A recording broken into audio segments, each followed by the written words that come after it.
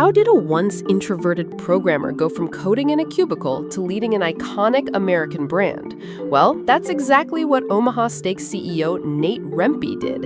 And along with CEO Forum Group founder Robert Reiss, they're your inside source for magical hacks that will transform the way you command a room, command your career, and maybe even command a company. Get ready. This is Brain of Command. Hey, this is Robert Reiss here, and I'm with Nate Rempe.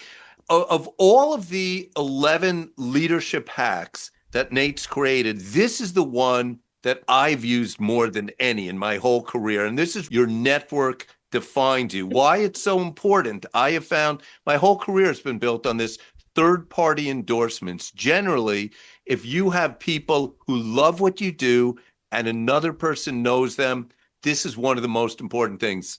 Yeah, in fact, as I describe it, let's determine whether or not you've used it in terms of how I'm actually framing it. So the name of the hack is Your Network Defines You, and that's actually a play on words with a dual purpose. So it's not only about, your network helping define your success, but it's also about how you intentionally shape your network so that it becomes a kind of a living reflection or definition of your professional identity. So it mirrors who you are. And it helps architect who you can, or in some cases need to become.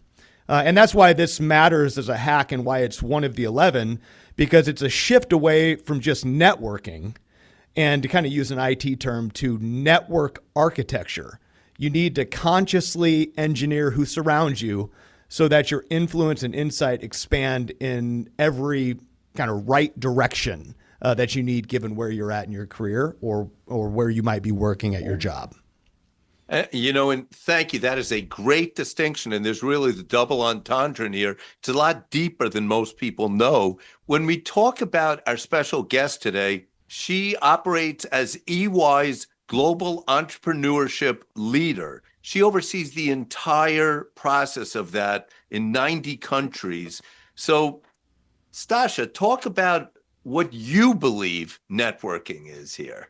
Yeah, I love how Nate framed that because personally and professionally, it's so combined. I will tell you, I had an executive coach, and they actually had me do a networking map exercise. Oh, great. That is very connected to what Nate is talking about. So it can be very intentional. What I love about doing that and what you learn from really all of entrepreneurs who are just so highly curious is who you know is what you know. And let me explain. I think this topic is really meaningful because it can move us a lot faster in some respects, but also it can protect us from ourselves, which sometimes we need to do. And so I think personally and professionally, this is what everyone needs, Nate. Right? In terms of just our own ambitious growth. You don't have to be an entrepreneur to apply a network. Everybody needs it. Totally agree.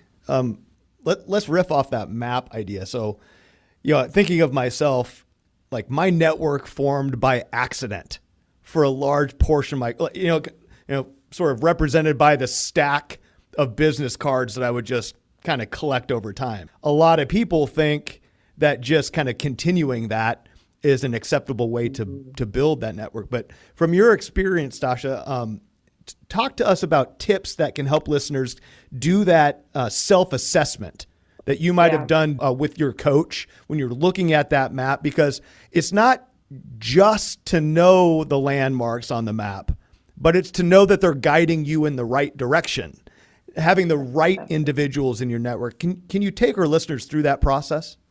Yes, and I wish I would have brought my network map up so I could take you through the details. But essentially what it does is it has you spend time and energy on yourself and saying, who are the influencers in my life, right? And this could be, let's put it in the business context, right? So you have yourself, your team, strategic stakeholders, maybe some technology influences. I'm just thinking of all the areas that you span in.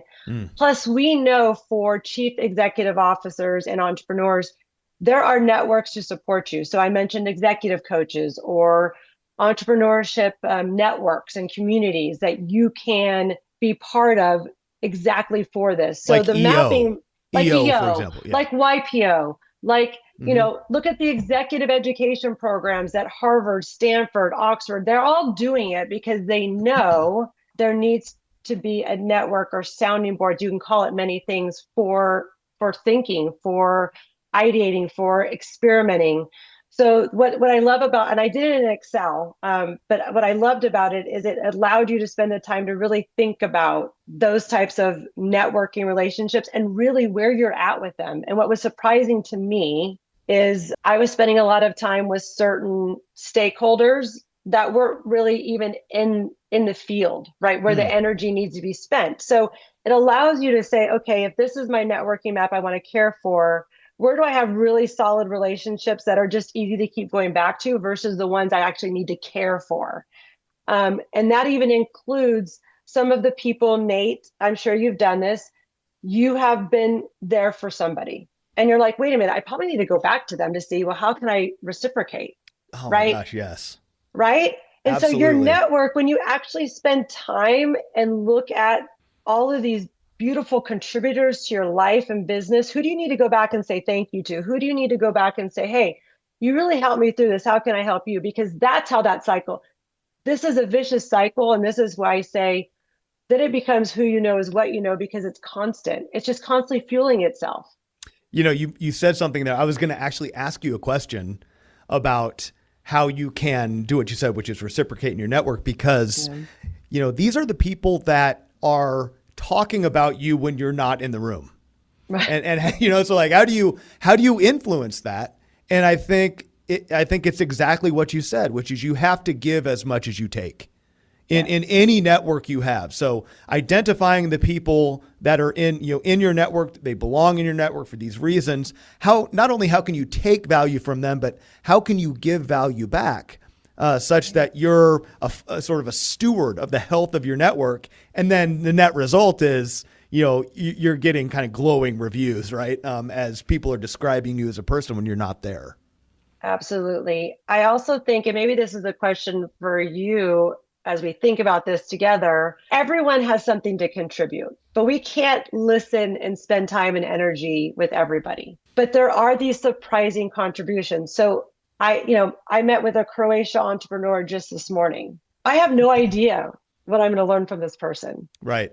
And there's so much to learn. And this is what happens when I talked to Robert about the Entrepreneur of the Year program. You just are surprised by, okay, I'm going to meet Nate, but whoa, Nate blew my mind because of his philosophy or this particular remedy that he uses in his business. So you have to almost figure out a way to allow for those surprise network contributions. And usually it's done through safe environments. Mm-hmm. And I have to say, Entrepreneur of the Year and our other entrepreneurial programs, Winning Women, Entrepreneur Access Network, and Ripple's Impact Entrepreneurs are safe environments for that. Allow for this to happen.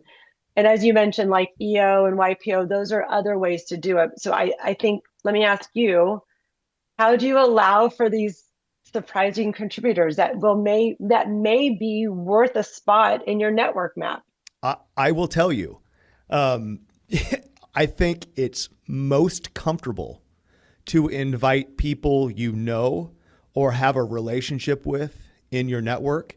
But have you read the research by Mark Granovetter? He was a guy that did some research in 1973 about how infrequent arm's length relationships are more beneficially professional than strong ties. And in fact, LinkedIn did a subsequent study that kind of reinforced that study back from the 70s.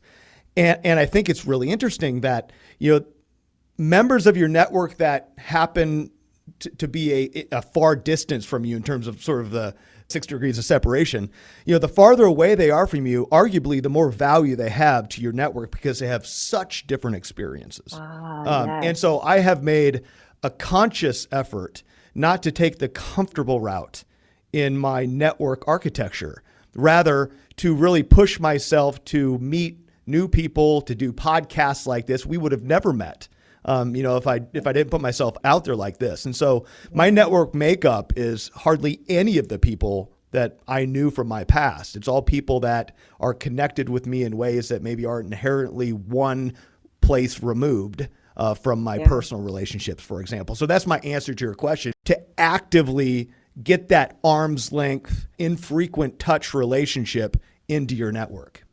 We are about to take a commercial break. And Nate, you mentioned LinkedIn. When we come back, I'm going to tell you what Reid Hoffman, the founder of LinkedIn, when I interviewed him, what he told me about networking. So back in a few. We'll get back to the show in just a minute. First, I want to talk about your dinner plans. When you're a busy executive, dinner can be an afterthought. You want to know how I end every day with a win? Omaha Steaks. From fast and easy weekend dinners to getting back out there for spring grilling, Omaha Steaks always has me covered with the quality and convenience I just can't find anywhere else. And every order is backed by a 100% guarantee. No planning, no prep, just handcrafted, one-of-a-kind perfection that's ready when you are and shipped seriously fast to your door. It's why Omaha Steaks has been trusted by professional chefs, families across America, and executives like me for more than a century. Don't wait. Visit omahasteaks.com and discover a smarter way to shop. Plus, get $35 off with the code CEO at checkout. Terms apply. See site for details. Hi, we are back on Brain of Command, and we are talking about your network defines you. And this is cool because Nate actually has the technology background, so there's a lot of extra meanings hidden in here, but also we're talking about the network you reach out to. Nate had mentioned LinkedIn. So when I spoke with Reid Hoffman, who was the founder of LinkedIn, and I asked him about the whole concept, he always starts everything with so, but he goes, so, Robert, it's really understanding the genuineness of who people are. And the more you know about them, the more you can relate to them and the more you could give. And one thing that I will say, which I want to ask Stasia about, is I've always found when you go into a relationship, the wrong way to do is think of what can I get from them? Always think about what do they genuinely, authentically want? And if you can do something and help them out, it just makes the world a better place. And almost like Nate said, this serendipity emerges and new opportunities emerge just because you're allowing someone else to spread their wings. I think just having that genuine curiosity and being interested in the person you're meeting with or you've come in interaction with allows those things to happen, right? And you mentioned Reid Hoffman, who I'm very proud to say is an Entrepreneur of the Year alumni. He proved that your network multiplies opportunities and people you know can connect you to so many things. I mean, I'm sure, Nate, you have stories, and you too, Robert, that one connection has completely transformed something, right? For Either sure. an opportunity or a challenge, For sure. just one.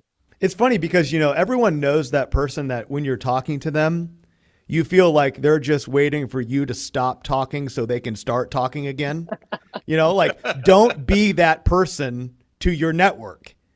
Be someone that listens and contributes, not just waits for the next window to put your 2 cents in. I think kind of quasi what you're saying there, Stasia. Yeah. Could I ask you, Nate, you have this unique background that you were a CTO, you were doing technology. So you understand both the network from that point and the network from what you're talking about with this great leadership hack that you created. What are the similarities between technology and human in network? At its roots, networking is the exchange of information. Similarly, in a human network, that's the point, is you can't be expected to know, all of the experiences, all of the examples that might equip you to make better decisions, to guide your company at a better growth clip, to hire the right talent, to architecture teams in the right way. And so, the human experience is made up by, other people's experiences that compound to make you a better person, to make you a better leader, knowing that you have dealt with a lot of brilliant minds that were in fast moving, starting from building from the ground up, where every day, every week, the complexion of the company is changing. The challenges that each individual leader up against are changing.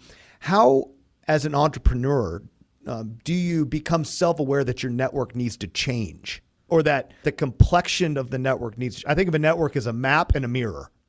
Okay, so Yeah. if you're able to look in the mirror and say, "Man, I'm a lot different than I was 6 months ago. My needs are different. My map is going in a different direction." How do you become aware of a need to change as an entrepreneur, and how can you actually make that change without alienating your existing network and what has given you up to that point? I think it's a really interesting discussion. We could probably do a podcast specifically on this question. And so I understand it's maybe a long answer, but I think it's a really valuable discussion because I imagine that in your world, it happens often. What really rises up for me, just in terms of what I've heard from entrepreneurs, is two things. One is everyone agrees with me, this cannot be right.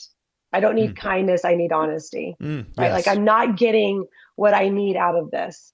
And then the second thing is, I do think there are these kind of surprise encounters, and you're like, well, why haven't I thought about leading on this person to influence my network? And then you start saying, oh, well, if this person, maybe it's a technologist, maybe it's, there's a span of things that can really become part of your sounding board of life and experiences and how you do business. So I think it can show up in a variety of ways, but I have sensed some of the topics like regret. And it's like, well, who's surrounding me in these situations when I've gone down this challenge and I feel this way? And sometimes, let's just be honest, I'm writing this article right now about kryptonite because I do think we need to be called out. We're not always self-aware, right? Or we have egos. What about AI? Can AI be a member of your network? And does it Absolutely. change that? Does it change that dynamic going forward? I mean, in theory, it is the sort of the makeup of every human thought and kind of every piece of data that to have ever existed, at least accessible on the internet. So doesn't it, in some sense, replace, notwithstanding the human conversation we discussed, but what role does it play? Great research. I love putting it into certain roles, like I am Nate from Omaha Steaks. How would you look at it, right? Like it can character play with you. To your point, I think it's absolutely part of the networking exercise, but there are certain things that needs to be handled in a conversation that'll be a little bit different than that. But can it be supportive? Can it give you insight and research and data? 100%. Maybe not emotional support or a shoulder to cry on or a hug. Perspective. Perspective. Right. Who's in my network? I have Coco Chanel, and she is my chief branding officer. And I go to her. However, like you guys say, like Nate, you said, it's face-to-face. It's a step down. Face-to-face is best. Then is networking, like Zoom, like we're doing now. And then AI is the next phase of it. But really, Stasia, you mentioned kryptonite. So I'm going to ask you the concept of superpowers. So many CEOs have said to me, what they do is this is their superpower. It's like the CEO of Voya, Heather, told me that. She looks for people and what is their superpower? How does superpower and what your superpowers tie into defining your network and success as an entrepreneur? Yeah, and it's funny because I'm like, oh, superpower, because that could be, look, I think you have all these elements that make up who you are, but how you operate within these superpowers, channeling this good energy across yourself, your family, your teams, your customers, it's a constant mix, right? There's no one formula or one rhythm. I'm thinking of your guitar, Nate. Right? Oh, I appreciate that. You gotta ebb and flow. Some things are fast, some things are a little bit slower.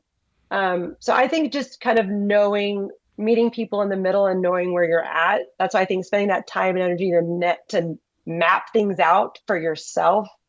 We don't give ourselves time. Yep. That could be a superpower. One of the superpowers I'll say experimenting in is being willing to get it wrong to get it right. testing our beliefs and experimenting is just a very healthy thing to do, to explore how we best get it right.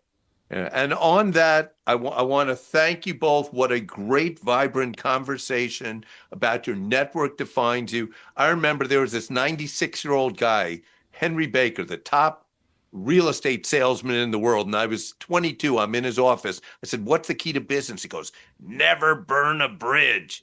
And through that, well, that's just one of Nate's little pieces, because Nate's, when you get into this, the leadership hack is so much deeper, that your network defines you. And as Stasia's talking about, your network map. But everyone, just think about your network defines you, and see you next time. And listeners, don't forget to download the companion guide and really get that extensive definition that Robert talked about to help you along as we talk more about the Magic 11.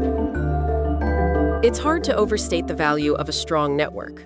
Building a broad and deep community network of authentic personal and professional connections sets you up for sustained performance in your current role and opens the door to future opportunities. For more on today's hack, download the free Brain of Command companion guide at omahastakes.com/podcast. Join us next time when we hack your funny bone, no joke. And don't forget to like, subscribe, and tell your colleagues that you are hacking your career with Brain of Command.